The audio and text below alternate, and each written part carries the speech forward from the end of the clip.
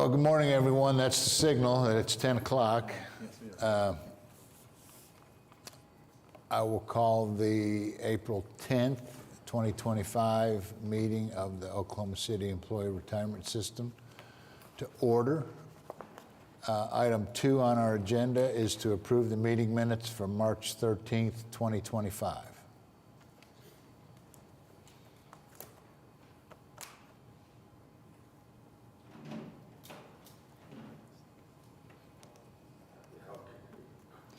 We have a motion and a second. Please record your vote.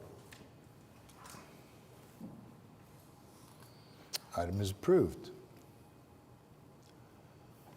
Item number 2, we have a presentation this morning from Silvercrest, one of our investment managers. And Jason, I'll let you do a little brief introduction.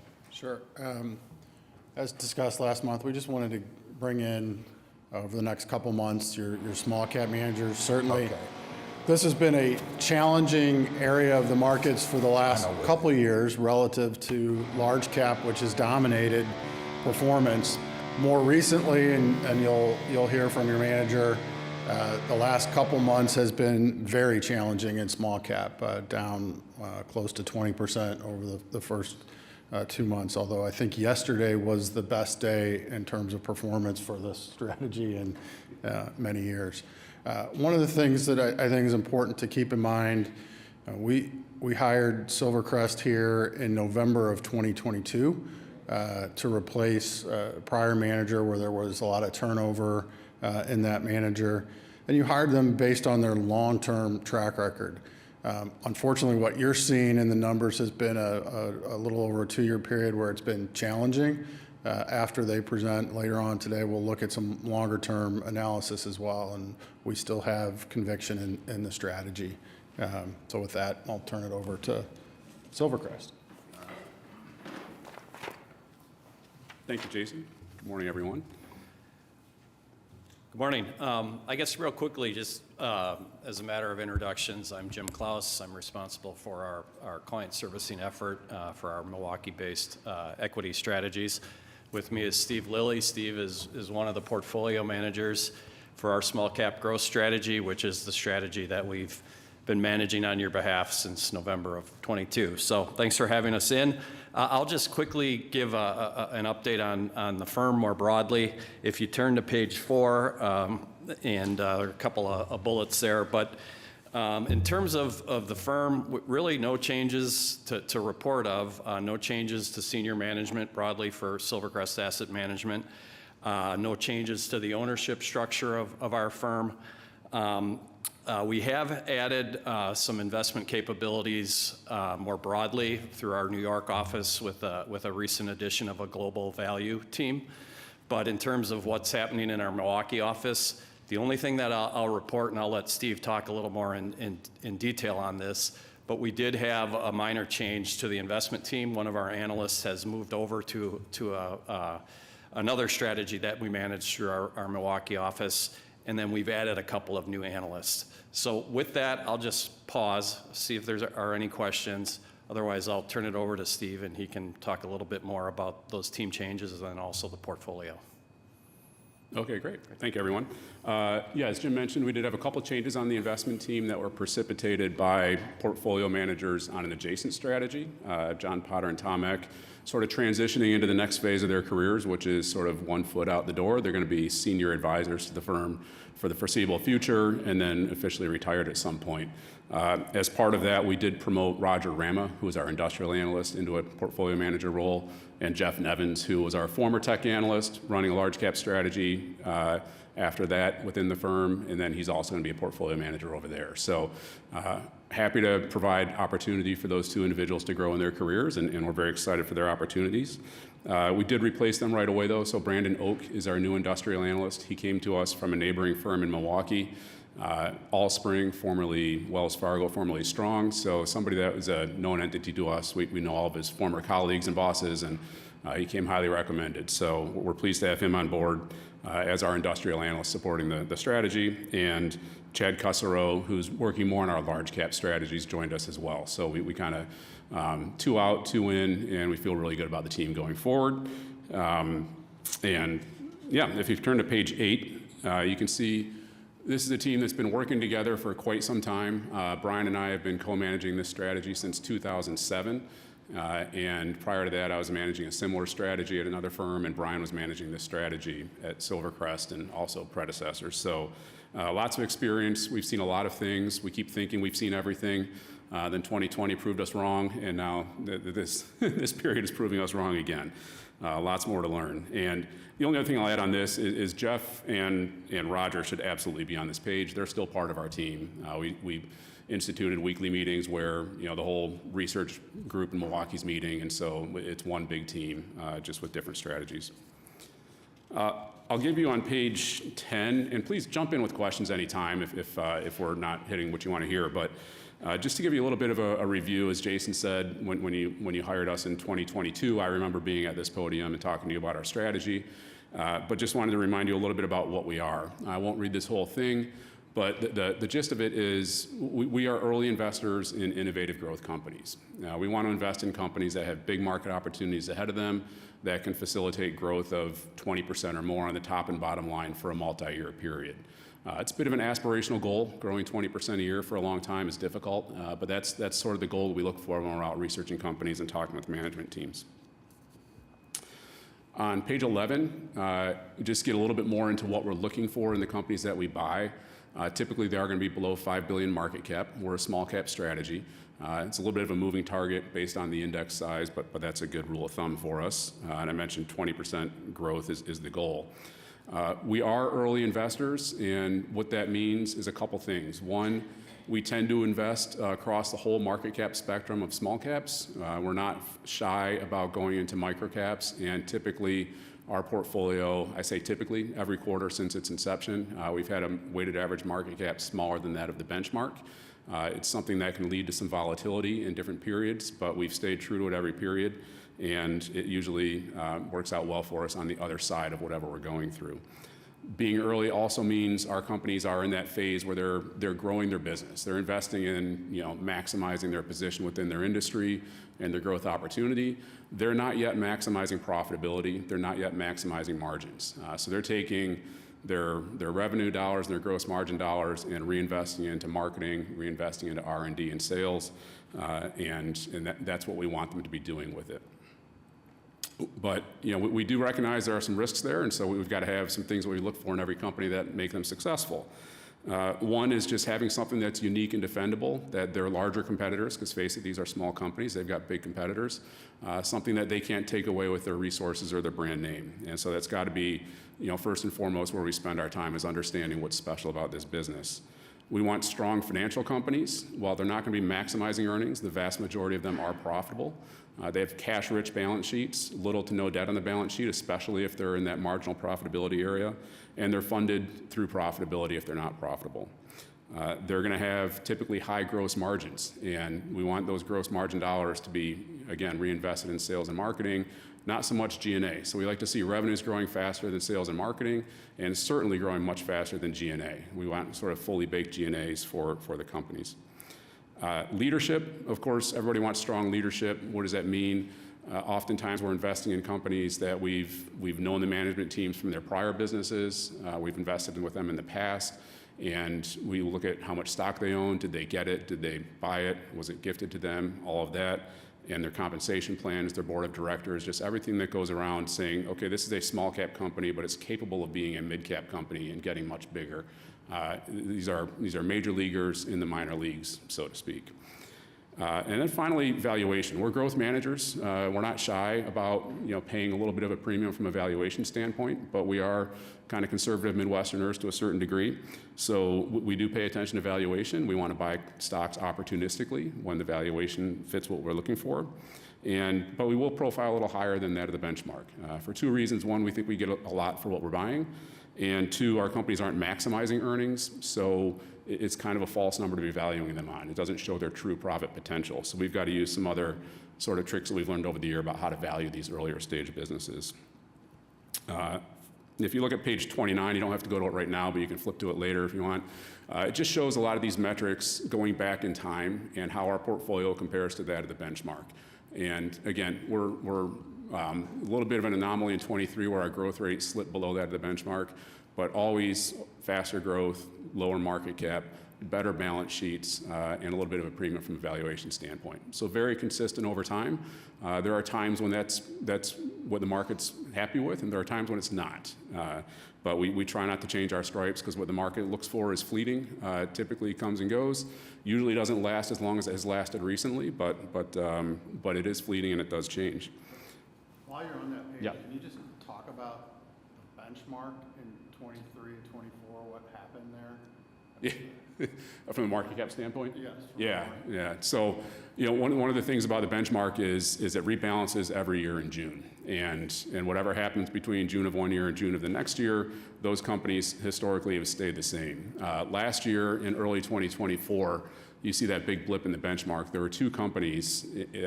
One was Supermicro, and one was MicroStrategy. The latter is basically a Bitcoin leverage play, and the former is a play on NVIDIA. A low gross margin, not a great business, but it was tied to NVIDIA. Those stocks went to 30, 40, $50 billion market caps and really skewed the weighted average.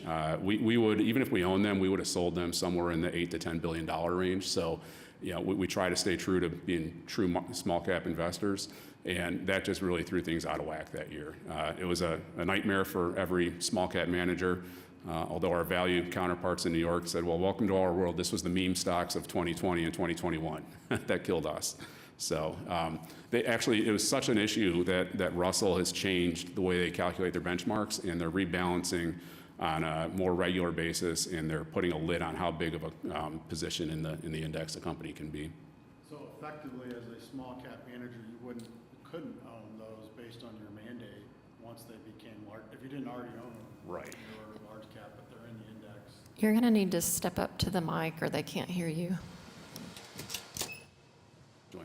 I was just clarifying that they were in the index, so they're creating performance in the index, but as a small cap manager, you really couldn't own them because they're outside of your mandate once they grew to that size. Yeah, that's correct. Technically, I think we would be allowed to own them, but it would just go counter to what we would, as small cap managers, we would not buy a $30 billion company. And these were not companies we wanted to own anyways. As I mentioned, one was a levered Bitcoin play, and that's just not what we are looking for. There's no proprietary, competitive advantage there. And the other one had a troubled history. We owned it 10, 15 years ago, and it's a company that had missed 10K filings, had all sorts of SEC issues, and was a 16% gross margin business. So again, didn't really fit what we would do. But yeah, if we wanted to stay true to micro caps or small caps, it's nothing that we could have owned anyways. Last thing to mention on the strategy is thematic investing, and I'm back on page 11. And we do have themes in the portfolio. We call them themes undeniable tailwinds. They're things that should be getting attention from customers and everything else, despite what's going on in the economy. And so these are great places for us to lean into in times like this when there's just so much uncertainty out there, and great places for us to focus some of our investor resources. We try not to get too cute with the themes. Sometimes our names can be a little cute, but the actual underlying fundamentals behind them are pretty straightforward and things people wouldn't necessarily argue with. They're secular in nature. They last 5, 10, 15 years sometimes. One example would be minimally invasive healthcare. Most of the med tech companies we invest in, most of the innovation going on in healthcare is trying to do the same procedures with less trauma to the patient. I don't think anybody would argue that that's going to change. So it just gives us a good way to get over the hump on maybe a couple risk factors in a company if we know there's these big thematic tailwinds there. If you turn to page 13, we'll talk about, as Jason said, some of the difficulty that we've had in the asset class and in our strategy in particular since we started our relationship 2.5 years ago. My partner Brian Bees, I think, was here at this time last year, and so most of the data I have in here covers the 12-month period from that point until now, but happy to again address some of the past years if that would be helpful too. On page 14, it shows kind of the same thing, but in percentage terms. And you can see 2022, we started off a little bit better than the benchmark in that stub period where we were investing. And then 2023 was one of the most difficult years for us that we've ever had. 2024 turned out to be okay. We lagged as well, but not a great year for us, but it turned out to be okay with a nice absolute return. If you look at the 12-month period, though, down towards the bottom of the page, on a one-year basis, March 31st of last year through this year, we're down about 8.5% gross of fees, which puts us not quite 400 basis points behind the index over that 12-month time period. All of that and then some was really from the first quarter of this year, where we were down 15% versus down 11% for the benchmark. And I have attribution on the following a couple pages, but actually maybe just real quick on page 15, we can sort of pull the aperture back a little bit and look at the longer term track record that encompasses more than just the last 2.5 years, and even inclusive of those years, the 5, 10, 15-year and inception to date numbers are still ahead of the benchmark and quite competitive. Now I know that's less important to you as you didn't get to enjoy any of those years, but I think what it shows is that we've had challenging years in the past. We tend to stick to what we do. As I say, we've got a philosophy and a strategy, and we're pretty darn committed to it, even in sort of the more difficult times like we're going through now, and that has worked out for us on the other side in a big way. No guarantees that happens again, but we're pretty confident in the strategy that we've run for close to 20 years now together. I meant to mention too, my partner Brian Bees, who was here last year, he's offered to come back for the next 4 years as his daughter just accepted to go to Oklahoma State. So sorry to all the Sooner fans here, but if you'd like to have us back, he's your guy, although I'm happy to come as well. On page 16, again, we've got attribution, and I can go through sort of the different sectors that were good and bad for us. I thought what might be helpful, though, would be to talk about the last 5 months in particular, where we've seen just pretty much everything you can imagine in the small cap world. And we've had good times and bad times. And it goes back to, we don't want to talk politics, but it goes back to election day of last year, and November 4th, I think it was. And from that period through Inauguration Day plus a couple of days, it was a very different market than what we have right now. There's a lot of excitement in the investment community and in the business community about the potential for a more frictionless economy, less regulation, less scrutiny on M&A, all sorts of things that was going to play into this pro-business environment, pro-growth environment. And it was hard to read an analyst report or a strategy report or turn on CNBC without seeing animal spirits. That was kind of the word of the month, or the word of the 3 months. And it wasn't just a straight up market. December was a bad month from an absolute standpoint, but it was a market in which the investors were looking for something different. They were looking forward. They weren't looking for the safety of the 7 stocks that seemed to just be taking over the world. They were looking for new ideas. And it was a very fruitful period for the strategy that you're invested in. So from Election Day through Inauguration Day plus a few days, we were up about 17.5% versus a benchmark up about 6.5%. So it kind of just shows how quickly things can turn, and when they do, we're there. We're not trying to play catch up. We're not scrambling. We've already got that portfolio there. Now, of course, from that period through the end of the quarter and into April, it's been a whole different world. Rather than animal spirits, we hear fear, we hear uncertainty, we hear DOGE, we hear tariffs, we hear all this stuff that makes investors and business leaders just sort of push pause and go back to the safety that they were looking for over the last couple of years. A couple stats for you that are the first quarter as a whole that was really dominated by the last 2 months of the first quarter. But if you look at the Russell 2000 Growth Index and break it into quintiles across different factors, the largest market cap quintile was down 10% in the first quarter. The smallest quintile is down 22%. The highest ROE quintiles, again, these aren't our companies because they're earlier on, were down 4% and 7%. The lowest 3 ROE quintiles were down 16, 21, and 16%. From an earnings standpoint, low PE companies were down 6%, the highest PE quintile down 17. So metric across metric across metric, this was just not a period that was conducive to small caps or, in particular, our style. You can look at yield, dividend payers did better than non-dividend payers, et cetera, et cetera. One area where you'd have thought would have helped us would be leverage, where our companies have better balance sheets and less leverage. But low leverage companies were only down 9%, whereas low leverage companies were down 14%, higher leverage companies down 9%. So that kind of worked against us as well, which is a little, not intuitive. To put some perspective around sort of the moment we're in right now. As I said, we thought we've seen everything before, and then we get into this moment now where it's all about tariffs, and we see markets falling 8 or 10% in one day, or as Jason mentioned yesterday, when we were up 11%. Never had that before in our careers, so it's all still new. But it does rhyme with some past periods.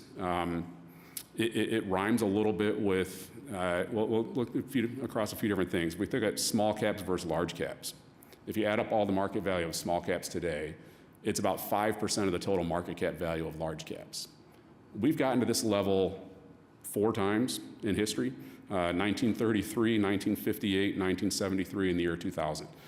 This is a pretty rare time. This is the time when everybody thinks we should give up on small caps, they're done, and it's usually the wrong time to do that. The 10-year trailing return, small caps versus large caps. The small cap strategies will tell you we're in about a 14-year bear market for small caps versus large caps. Not uninterrupted, there were periods where small caps outperformed, but for most of those periods, large caps have outperformed. On a trailing 10-year basis, the annualized difference between small and large is 5%. So 5 percentage points annualized over 10 years is a pretty big number. It's been, the last 10 years of my career makes it kind of not so fun all the time. If you look at those periods, though, and you look at the forward 3, 5, and 10-year returns, small caps way better than large caps. And I won't list them all here, but year 2000, for example, over the next 3 years, small caps outperformed by an average of 10 percentage points per year versus large caps. Over the ensuing 10 years, it was 5 percentage points per year. So again, these things go in cycles. We're at a bad point in this cycle. Investor sentiment, consumer sentiment is about as low as we've ever seen it. If you look at the University of Michigan consumer sentiment survey they do, we're in the 50s now. We've been in the 50s 5 times in history. 1974, 2008 and 9, 2022 are a few of those. It usually marks a bottom in the markets. And it always feels really scary because we don't know what's going on, and that's why the sentiment's so low. Same with bulls and bears. The American Association of Individual Investors surveys investors, are you bullish, are you bearish? And if you subtract the bears from the bulls, right now you get a negative 40%. So the bulls are somewhere in the 20-ish% range, and the bears are in the 60-ish% range, and then there's some neutral people.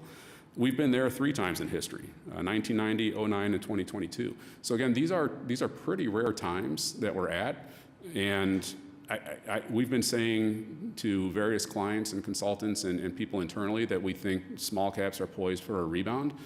Valuations support that. We've been saying this for a couple of years, and we haven't seen it yet. So a little bit of a broken record there, but we've gotten now to where that rubber band just seems stretched so far that it'd be unprecedented for it to go much further. It can still go further, but it would be pretty rare. So that's kind of a little bit of a summary of what's been going on for the last 5 months. Gives you a little bit of a flavor of what the strategy is capable of in periods where investors are looking for something different. But it also highlights a little bit the risk in the strategy, in that that the fact that we are pretty committed to the style that we have, it means we're going to go through some of these volatile periods. We don't want them to be as volatile as they were in 2023. That was hopefully kind of an anomaly from a relative return standpoint. But there is going to be a little bit of volatility, but that works both ways, and it works on the upside as well as the downside. So, again, we can go through individual names. We can go through positioning on page 19. You can see where we're at. But I open it up if there are any questions about anything. I'd be happy to do my best to address them for you. Anyone have any questions this morning for our guests?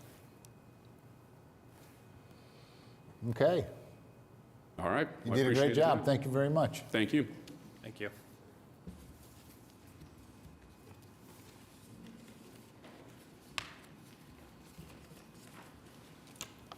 No. Okay, moving right along. Item number 4 on our agenda this morning is the consent docket.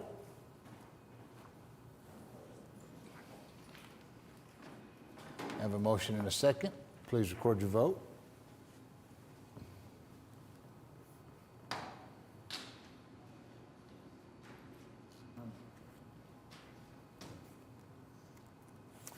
Item is approved. Item number 5 is to ratify approvals.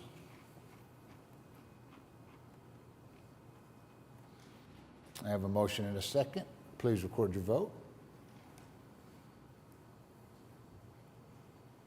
Item is approved. Item 6 is to approve the claims docket. We have a motion and a second. Please record your vote.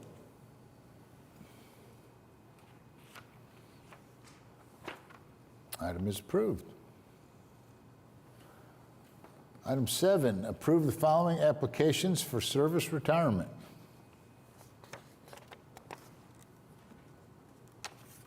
Have a motion and a second. Please record your vote.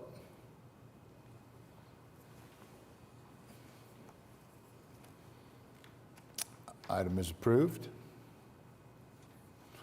Item 8 is approve continuation of pension to spouse.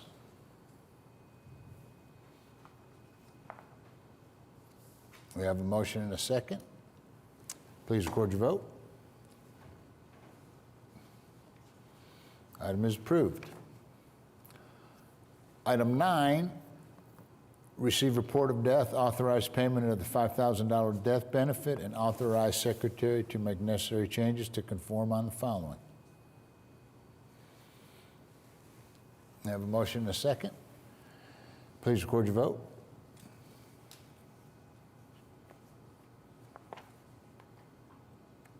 Item is approved. Item 10, receive report of death, authorize secretary to make necessary changes to conform on the following. I have a motion and a second. Please record your vote. Item is approved. Item 11, approve the following application of vested rights. I have a motion and a second. Please record your vote.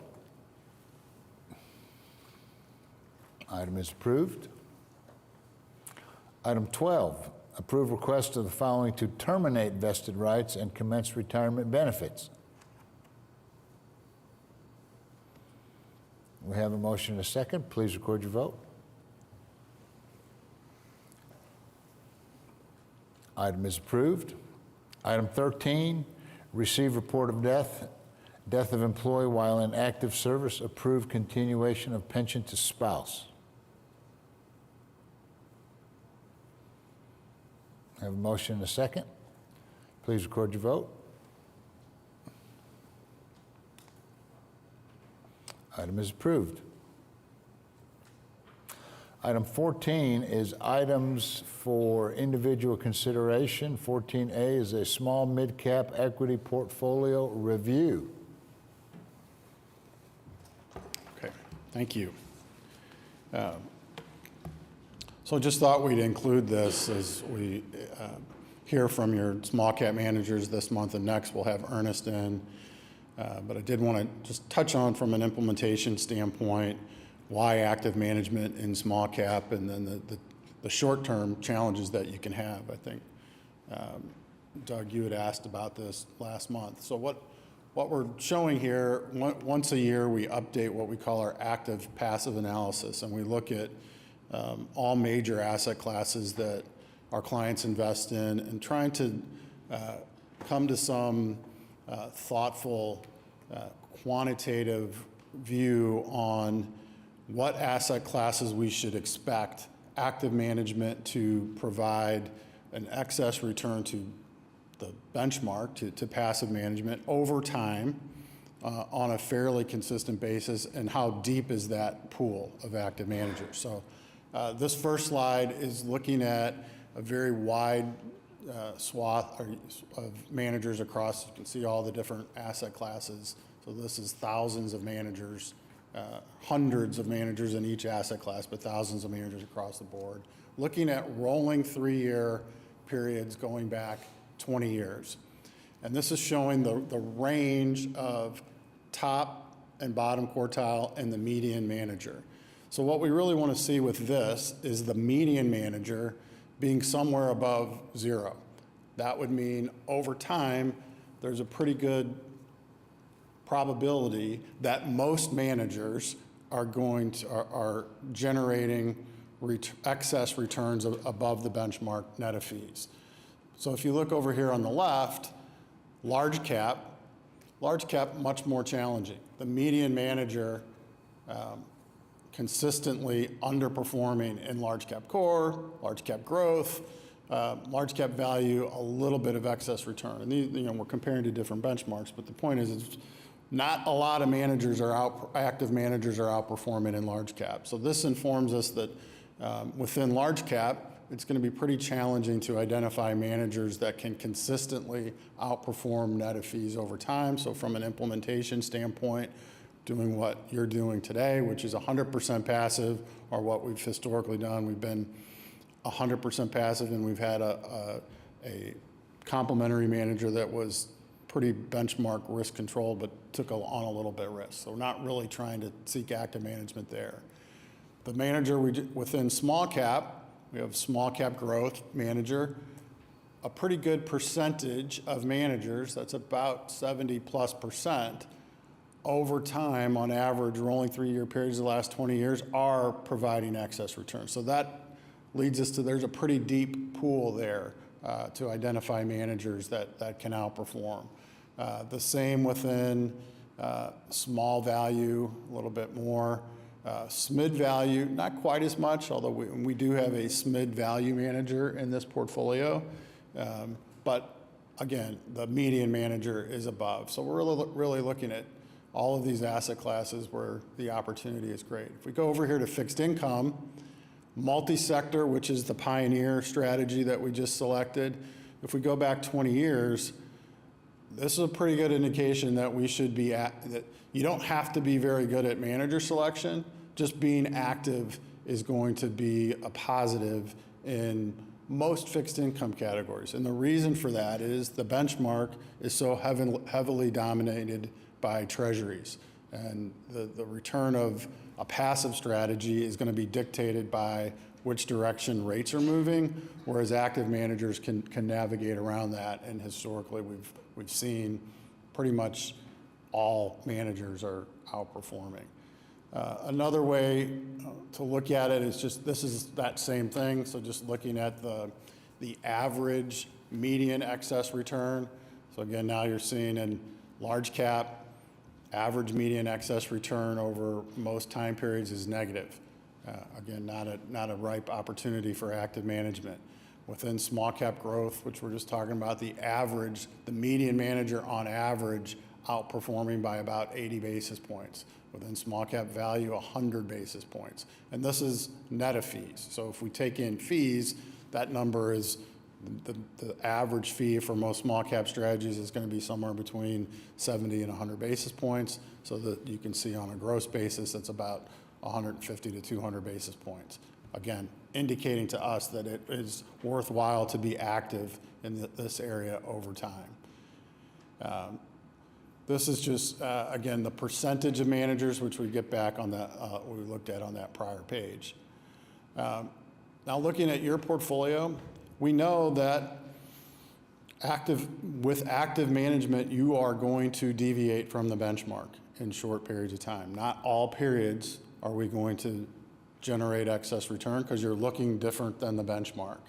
But over time, we would expect your managers to outperform the benchmark and be above median and peers. So we look at this a little bit different for the two managers that you have. Again, I think Silvercrest is, I know it's always challenging, the entry point and what you're seeing in your ASAP report or your quarterly report is limited to the short period of time you've been invested with them. You forget about the data and the longer periods as to why you hired them. But what we're showing here, going back, again, over a 20-year period, the Earnest strategy, 67% of the time has been above median.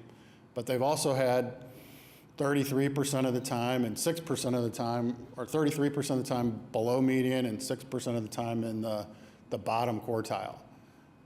Silvercrest is similar, 60% of the time, so most of the time, well above median in the peer group, but there are going to be periods of time where they're below that. And again, I think we talk about this, with active management, we need to look at longer time periods. and it often requires patience because top quartile or top decile managers that are in the top 10%, are often going to be in the bottom 10% at different periods of time. So then just looking at your individual managers, this is a more detailed look at Silvercrest. As you all know, we're regularly meeting with your investment managers, both at their office and in ours, and re-underwriting them really every quarter, making sure that we're comfortable. More often than not, things that we're looking at that would be immediate causes of concern are more qualitative. People, turnover in people that we've believe are responsible for the strategy over time. Change in what they're doing. With a Silvercrest, we know that they're going to be focused on microcap and the smaller end of the small cap market. If they deviated from that strategy, and this is why I was pressing on the super micro and micro strategies. If they're going to go buy those just because that's what's working, that's not what we've hired them to do. So if a manager starts deviating from their strategy, loss of assets, regulatory issues, we're regularly reviewing that. Performance issues, we just want to understand and make sure that any relative performance dispersion from a benchmark is consistent with our expectations for that manager. They talked about market cap. If you look at, this is their market cap compared to the benchmark. They are the light blue, the benchmark is the dark blue. So you can see here, they're weighting to the smaller end of the small cap market, significantly higher than the benchmark. This is those names that where you saw the benchmark market cap go way, average market cap in 2023 and 2024 go way up. They're not owning that stuff, which we would not expect them to do, but that is what did the best in that period of time. And so looking at from your inception that they had in their book, in that first couple months of October and November and December of 2022, they actually protected when the market went down. 2024, they were up about 13%, the benchmark was up 15%. It was 2023, the benchmark was up 18, they were up 7, it was the larger names in the benchmark that hurt. Longer term, here's numbers that you're not seeing, and you're really seeing this and this.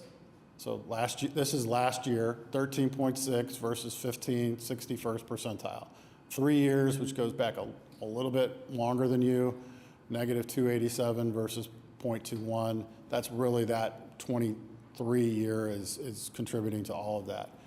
5 and 10 years, which again, you're not seeing those numbers in your numbers. They've been a very strong manager, outperforming by over 400 basis points on a 5-year basis, and on a 10-year basis by over 300 basis points, and a top 30 percentile manager. We don't believe there's qualitative changes to their team, to their approach, and so again, this is why we're still comfortable with this strategy. This is another way to look at things just over time. This is a really busy chart. The green line is the average rank. The dark blue line is their rank at each point in time. So you can see there's been points in time, and it's really at points, in inflection points. The gray shade is when the benchmark is going down. So you see the benchmark going down, but when we bounce out of that, here's their rank goes to near the top. So typically periods, and this is what Steve was talking about, when we see a market, it corrects and then it rebounds. On the rebound is when they typically outperform by quite a lot. They went back up to top decile again. On average, this strategy has been an above median performer over time, over all periods. Any questions on them before we move on, or the active passive? So we include Earnest in here as well. You're going to have Earnest in next month, but just thought we'd include both of them as we look at the small cap portfolio. You'll see that the difference here, this is a SMID strategy. So from a market cap standpoint, Earnest is moving up a little bit more in market cap. They're also value oriented. So from a sector allocation, they have more in financials and industrials and real estate. Then I didn't point that out on Silvercrest. We would expect them to be more in technology, healthcare. So that's how they complement one another. From a performance standpoint, again, it's the 1 year up 9%, the benchmark up 11, a little bit behind, but longer term, you can see that, and you've experienced this with Earnest. You've had them for over 20 years. There's periods of time, that they're going to struggle. And this strategy is, from a value growth perspective, they have a value orientation, but I'd say they're more relative value. They do look at some characteristics. They're not, when deep value is running, they're not going to do as well. But over time, you can see the last decade through the end of the year, up 11 versus the benchmark up 7.8 in the 15th percentile. So it's sometimes good to back up a little bit and look at longer term numbers. When we're just looking at the ASAP or the quarter report, so much of the performance is impacted by the end point that we're looking at, that can make it somewhat sensitive. So any questions on these two managers? Just one quick one. How long is long-term to evaluate? We think we should be looking at managers over, 3 to 5 year periods. Okay. Thank you. Anyone else? Hearing no questions. Oh, we got no vote on this one. Okay, well, then we'll move right on, and we will go to item 15, the investment consultant report. Oops. Okay. So you heard from Silvercrest, a lot going on in the markets. We've seen quite a bit of change from November, with a lot of enthusiasm by investors over expected lower regulation and growth, momentum with growth that really fueled the markets really in the month of November. December, we saw a sell-off. January was slightly positive. February, March, and April now have been pretty challenging, as you all know. A lot of uncertainty around where tariffs and policy are going to lead us. I do think it's important to keep in mind as we look at diversification in the portfolio. Diversification has helped. The one thing that we talked about pretty consistently at every meeting throughout 24 and throughout 23 was U.S. large cap dominance, and particularly the Magnificent Seven, how the returns of the Mag 7 led everything. We continue in our near-term relative valuation. Even though large caps are down quite a bit, they still look relatively expensive relative to historical. And I don't know where we are today, but I think we're down to about 20 times earnings on the S&P 500, which is still a little bit high relative to historical at 16.5, 17 times earnings. We see that down here, trailing PE ratios. But there were some, I don't know if we want to call them bright spots, but some positive performance on a year-to-date basis through the end of March. Emerging markets actually up 3%. So emerging markets providing some positive return. As the dollar has weakened, that's been a positive for emerging market stocks.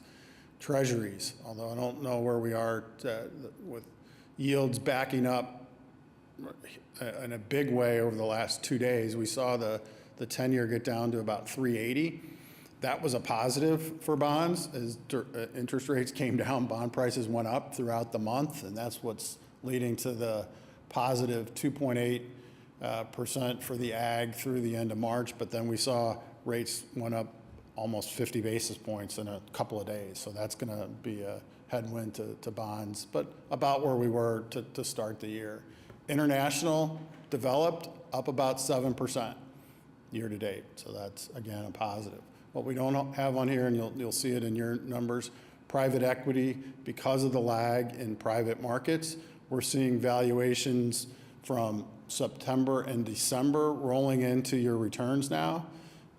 It doesn't show up in the 1 month or quarter because they lag, but your 1 year now private equity returns at the end of March are above large cap on a trailing 1 year basis because you're seeing numbers coming in that are reflective of year-end valuations. Just from where we are and just perspective, I think this is important.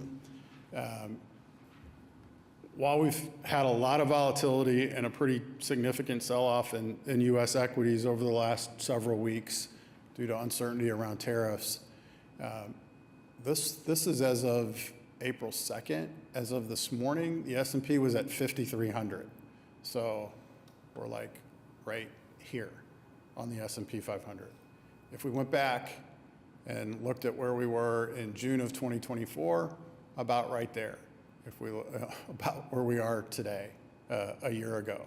So basically, we've given up the gains of the last year. If we went back a couple, 3, 5 years, we've had very strong returns. So it's important to keep that in mind. It always seems the darkest when you're in the midst of it, but this is not unusual. I mean, we experience, as a long-term investor, maintaining patience and dedication to your strategic allocation is critical. I'm sure reading and hearing things, and we've showed this chart before, oftentimes if you miss the 10 best days in the market, that's where almost all of your returns come from, those 10 best days. We can't predict when that best day is going to be, but if you were out of the market yesterday, missing an 10-11% return, you're never going to get that back. This next slide, we've shown this to you before. And then again, this is just looking at the S&P 500, but it holds true for other markets. On average, this red dashed line is looking at the average maximum drawdown per year. So on average, every year, the S&P 500 has a point in time where we're down 14%. That's a pretty big decline. That's more than a correction. Correction's considered 10%, bear market 20%. So we typically are having pretty significant drawdowns every year. We're not saying that we're in a good spot now, or that we know where we're going to end up with this. But markets are volatile. We've come through 2 years of very strong, more than 20% returns on U.S. large cap, and we're giving up a little of that right now. So as we look at your portfolio, certainly well diversified across asset classes, and a little bit underweight to real estate, a little bit underweight to fixed income, but we have 2% in cash, so that cash has been a buffer we're holding. It's about a quarter's worth of cash for operating needs as well as capital calls, and that's been a positive. So the fixed income and cash is really at target. We're at target in equities, still overweight in large cap, even though that's been our source for any cash raises for the last couple of years. When we need to, we're bringing that down every month from a rebalancing standpoint, or every quarter when we need to raise cash for your operating needs. And that's really offsetting the underweight to private equity. Looking at the total portfolio, so the month down about 2.25%, protected a little bit, year to date down 1%, policy down 18 basis points. The areas that from a diversification standpoint, you can see positive returns, private equity, international, emerging markets, fixed income, and cash, positive. That's helping the absolute return, helping offset the negative returns in U.S. equity. Lagging a bit on the non-U.S. equity side, a little bit more growth focused here. The an international developed. I'd say Lazard has been a bit of a challenge there, but still producing positive returns. I think that's an area we do want to look at as we get through this small cap. We'll do the same exercise on non-U.S. equity. I think there's potentially some tweaks we may want to make to the non-U.S. equity manager lineup. But the point I wanted to point out was, you're getting positive returns, helping offset some of that decline there. So again, it's always challenging and gut-wrenching when we're walking through it. This board, you've always been patient and stuck to your strategic plan, and it's important as long-term investors to keep in mind that this is a long-term portfolio and we're going to have volatility in the short term. That's why you have diversification to help mitigate some of these drawdowns that are inevitable.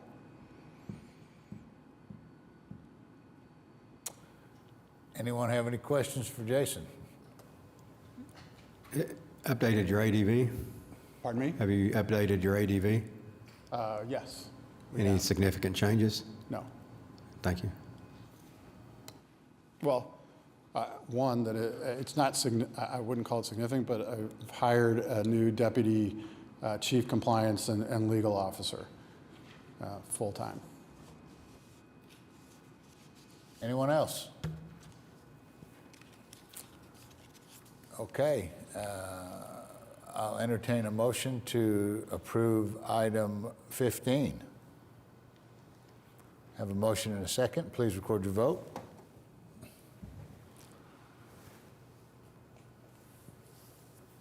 Item is approved. Item 16 is comments from board, staff, and citizens. Nothing this morning? Okay, then we are adjourned at 10:52. Thank you, everyone.